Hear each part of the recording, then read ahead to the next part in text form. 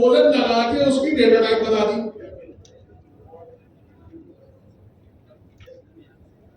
Sir ये पूछने से रन किस तरह करें?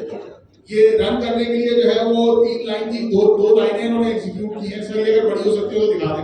एक काम करें, यहाँ एग्जीक्यूट ना करें तो आवश्यक है। जी सर, सीएमडी खोल देते हैं। सीएमडी खोल के ना जरा उसको वो कर दो। अच्छा सर, सीएमडी खोलने का इनको तरीका भी बता दें। हाँ, सीएमडी खोलने का तरीका बता।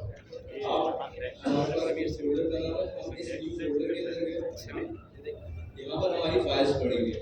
तो एक तरीका आपका ये भी है कि यहाँ पर ऊपर आप क्लिक करेंगे, जो भी लिखा हुआ है आप इरेज कर दें, CMD लिख दें और एंटर करें।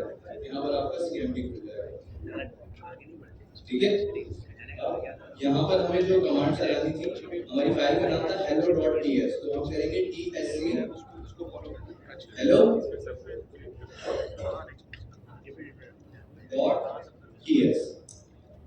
जब हमने इसे चलाया तो माइक पावर वो जरा उसको वो कर दें, जूम कर दें।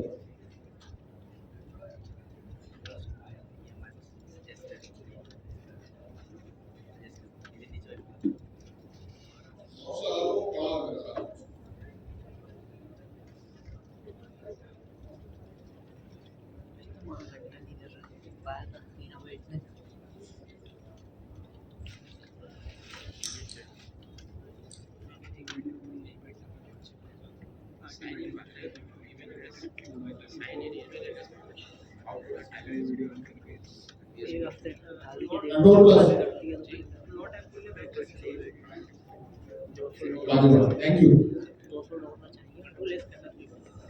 और थोड़ा सा मुझे से अंदर नजर आना चाहिए। यस, अच्छा, अब हमने किया tsc hello.ts, जो हमारी फाइल का नाम था। उसने हमारी फाइल को hello.ts को ट्रांसफाइल कर दिया js की फाइल के अंदर। अगर हम यहाँ पर देखें, सर यहाँ पर हमारी यहाँ पर फाइल्स पड़ी हुई हैं, तो अगर हम यहाँ पर देखें तो यहाँ पर इसने hello.js को ट्रांसफाइल कर दिया।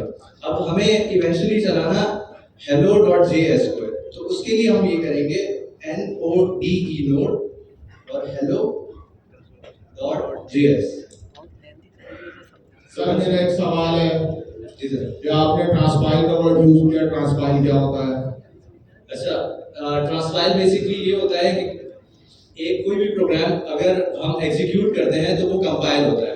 कंपाइल में ये होता है कि हमारा जो प्रोग्राम है वो जीरोस और वंस के अंदर कन्वर्ट होता है, जो लैंग्वेज हमें हमारा जो सिस्टम है उससे समझ आती है। अब ट्रांसफाइल में ये होता है कि कोई भी एक लैंग्वेज से जब दूसरी लैंग्वेज के अंदर कन्वर्ट होता है तो उसे हम ट्रांसफाइल कहते हैं।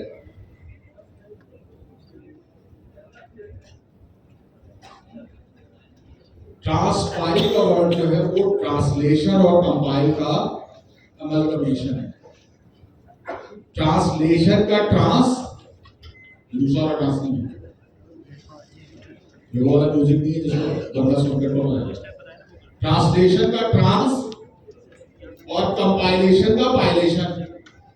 ट्रांसपाइलेशन इसका मतलब यह है कि आपने अपने टाइपस्क्रिप्ट के कोड को कन्वर्ट कर दिया है किसमें? जावास्क्रिप्ट के अंदर। जावास्क्रिप्ट क्या है हम नहीं जानते, हम नहीं बात करेंगे जावास्क्रिप्ट के बारे में, हम बाद में बात करेंगे 3-4 क्लासों में। लेकिन हमने यहाँ पे क्या किया है, हमने अपनी लैंग्वेज को एक लैंग्वेज से दूसरी लैंग्वेज में ट्रांसफॉर्म कर दिया। यही प्रोसेस मोर और लेस हर लैंग्वेज के अंदर होता है जो कंपाइल्ड लैंग्वेज है। यानी इसका मतलब ये है कि कंपाइलेशन का मतलब ये है कि आप अपने कोड को अंग्रेजी में लिखे हुए सिंटैक्स को कन्वर्ट करते हैं किसी ऐसी चीज में जो मशीन समझ सके। और मशीन कैसे समझेगी? मशीन क्या है? कंप्यूटर का कभी कंप्यूटर का मदरबोर्ड या कंप्यूटर को खोल के देखा है? कंप्यूटर को सिर्फ 0 और 1 समझ में आता है। 0 का मतलब क्या है? Circuit of. 1 का मतलब सर्किट ऑन। जिन लोगों ने इलेक्ट्रॉनिक्स में थोड़ा बहुत काम किया वो कहते हैं ना क्या वो पोर्ट के ऊपर ज्यादा करंट नहीं आ रहा है, उसका मतलब ये हो कंप्यूटर को सिर्फ 0 और 1 पता है। तो 0 और 1 को कंप्यूटर को बताने के लिए क्या होता है? कोड को किसी ऐसे फॉर्म में लेके आया जाता है जिस फॉर्म को कंप्यूटर समझ सके। वो फिर आगे भी जाके होता है तो ऑपरेटिंग सिस्टम जो नीचे चल रहा होता है, जो विंडोज होती है, लिनक्स होती है, जो भी होता है उसके भी बहुत बट ये है कि ये आपने कोड को किसी ऐसी फॉर्म में कन्वर्ट कर दिया जो कंप्यूटर समझ सके। हमारे केस में यहाँ पे ट्रांसपाइलेशन है, अगर ये कंपाइलेशन होती तो शायद ये किसी ऐसी फॉर्म में कन्वर्ट हो जाता जो पार्ट मशीन होती, पार्ट ह्यूमन होती, यानी उसमें कुछ अंग्रेजी लिखी होती, कुछ ऐसे कैरेक्टर होते जो हम समझ नहीं सकते थे। क्या ये नहीं हो सकता था कि कंप्लीटली गार्बेज होती आपके लिए? अगर ये कंप्लीटली मशीन लैंग्वेज में ट्रांसफॉर्म हो जाती तो आपके लिए समझना टोटली गार्बेज था। कंप्यूटर ने उसको अपनी जबान में कन्वर्ट कर दिया। लेकिन ट्रांसपाइलेशन के अंदर कोई ऐसी फॉर्म बनती है जो ह्यूमन रीडेबल होती है। इस केस में यहाँ पे टाइपस्क्रिप्ट से जावास्क्रिप्ट बन रही है, जावास्क्रिप्ट भी रीडेबल है और टाइपस्क्रिप्ट भी ह्यूमन रीडेबल है। इसका मतलब ये होगा कि जावास्क्रिप्ट आ गया कि फर्दर कुछ और होगा, क्या होगा? वो जब हम नोड की डिटेल्स में जाएंगे तो हम देखेंगे कि नोड जावास्क्रिप्ट फाइल को किस तरीके से प्लीज सुनिए।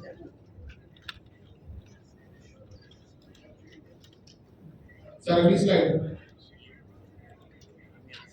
बहुत ज्यादा वेरिएबल भी होगा। अच्छा वेरिएबल हमने आगे चलो।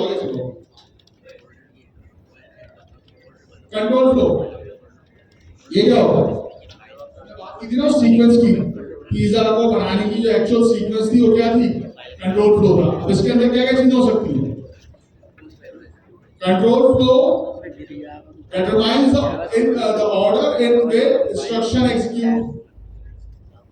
टॉप टू बॉटम एग्जीक्यूट होती है, जो सबसे पहली स्टेटमेंट लिखी होगी सबसे पहले वो एग्जीक्यूट होगी, फिर उसके बाद दूसरी, फिर तीसरी है till the end of the program. क्या क्या चीजें होती हैं इसके अंदर? एक तो सीक्वेंस हो गई कि किस सीक्वेंस में आपका कोड एग्जीक्यूट होगा। 1 2 3 हर लाइन के ऊपर लिखा, उसको पता होता है ये लाइन नंबर है और इस लाइन नंबर को मैंने इस सीक्वेंस में एग्जीक्यूट करना है। उसके बाद दूसरी चीज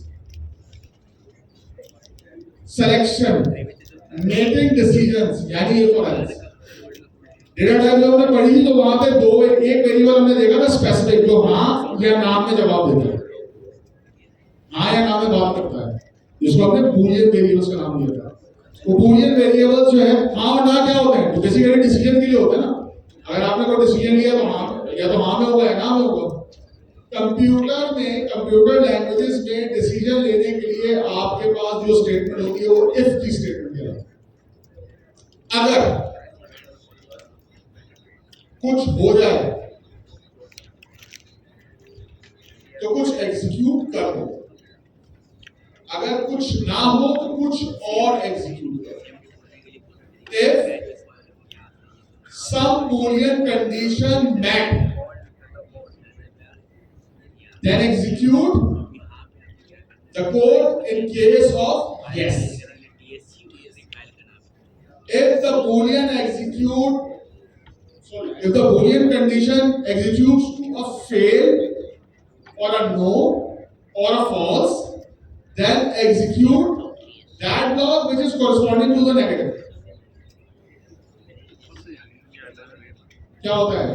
जेब में मतलब महीने के आखिर में दबा के शॉपिंग करते हैं। अगर जेब में पैसे हैं पढ़ाओ, मेन चीज नहीं पढ़ाते, उड़ते महीने का 10 तारीख कैसे लगाओ?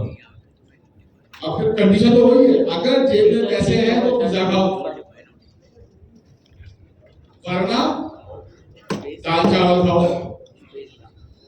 अगर दाल चावल के भी पैसे नहीं हैं तो फिर अंडे वाला बर्गर। अंडे वाला बर्गर अभी भी 140 रुपए का मिल जाता है। दाल चावल की प्लेट अब 210 220 की हो गई, तो महीने के आखिर में आप अंडे वाले बर्गर से भी गुजारा कर सकते, एटलीस्ट मैं तो क्या नहीं करता। यानी इसका मतलब ये हुआ कि इफ एल्स, या हो सकता है कि उसके बाद भी कोई कंडीशन आपने एग्जीक्यूट कर दी है, तो ये सारी कंडीशन जो है वो चेन कंडीशंस हो सकती हैं। एक कंडीशन एग्जीक्यूट हुई, नहीं वेट हुई, दूसरी कंडीशन एग्जीक्यूट करो, नहीं हुई, तीसरी करो, चौथी करो, जहां तक एग्जीक्यूट हो जाए वहां तक चलो, वरना बाहर आ जाओ। तो जब हम केवल पढ़ेंगे तो इसको देखेंगे कि क्या मजे की पावर है। तो उसके बाद एक चौथी तीसरी चीज जो है वो है आइट्रेशन। कभी कभी ऐसा होता है कि आपको किसी एक पर्टिकुलर स्टेटमेंट या ब्लॉक ऑफ स्टेटमेंट्स को बार बार एग्जीक्यूट करना होता है। लेट्स से आपने दो का पहाड़ा लिखना है, टू के टेबल में क्या क्या चीजें होती हैं, पिछली क्लास में मैंने बतानी कोशिश की। टू के टेबल में क्या होता है, 2 1 2, 2 2 4, this is not za, 2 into 1 is equal to 1, 2 into 2 is equal to 2। अब ये एक स्टेटमेंट है जिसके अंदर मैं अगर वेरिएबल्स के थ्रू खेलना शुरू करूं क्या होगा, पहला वेरिएबल मैंने उठाया वो कितना 2 है, variable multiply by variable is equal to another variable, और इसको मैंने उठा के डाल दिया एक लूप में, हर आइटरेशन को उसकी एक वैल्यू बढ़ाते चले। अब ये कोड ब्लॉक क्या होगा, जब तक कोई कंडीशन मेट नहीं होगी तब तक चलता रहेगा। मैंने कहा कि 2 का टेबल अगर मुझे वैसे 2 का टेबल प्रिंट करना हो तो क्या करूंगा, वैसे स्टेटमेंट लिखूंगा 2 1 2 2 4 2 3 6 4 8 5 10। लेकिन अगर मैं लूप यूज कर रहा हूं, मैं क्रिस्टल यूज कर रहा हूं, मैं एक स्टेटमेंट ब्लॉक बनाऊंगा, बार-बार एग्जीक्यूट करूंगा।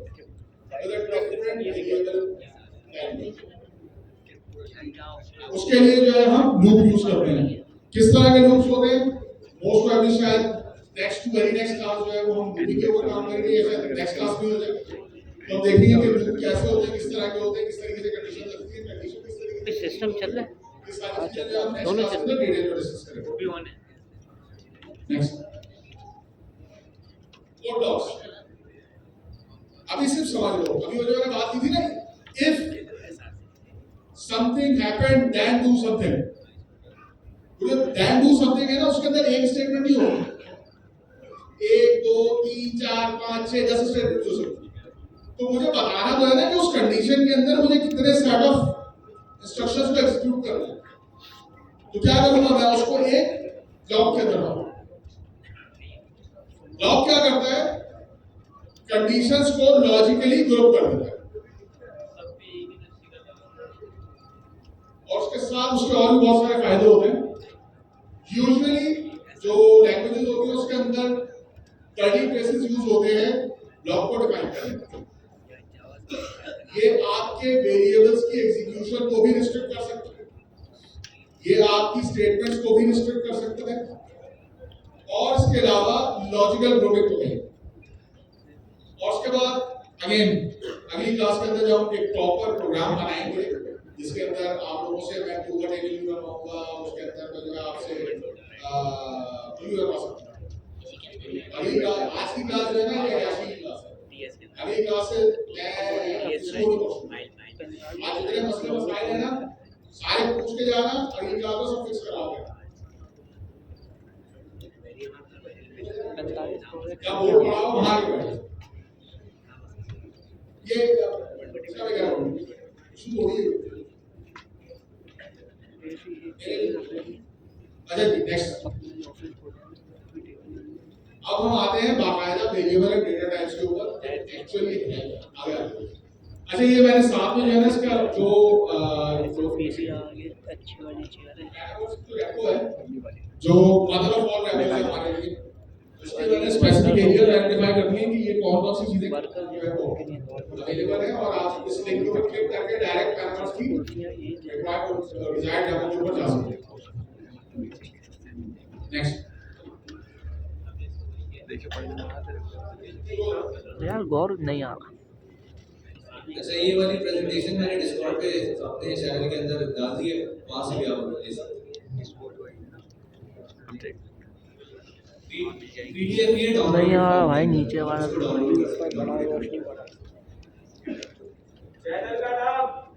डिस्कॉर्ड की आईडी जो है वो आप लोगों के साथ लगाना, एक 2 क्लास पहले शेयर हो गई ग्रुप की चैनल के ऊपर शेयर हो गई थी, तो आप वहां से उठा लो भाई।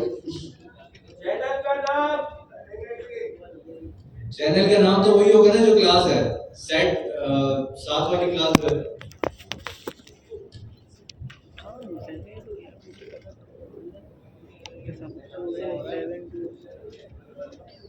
पीडीजी का चैनल सब्सक्राइब कर दो, बल्कि नहीं पोगो सब्सक्राइब करो,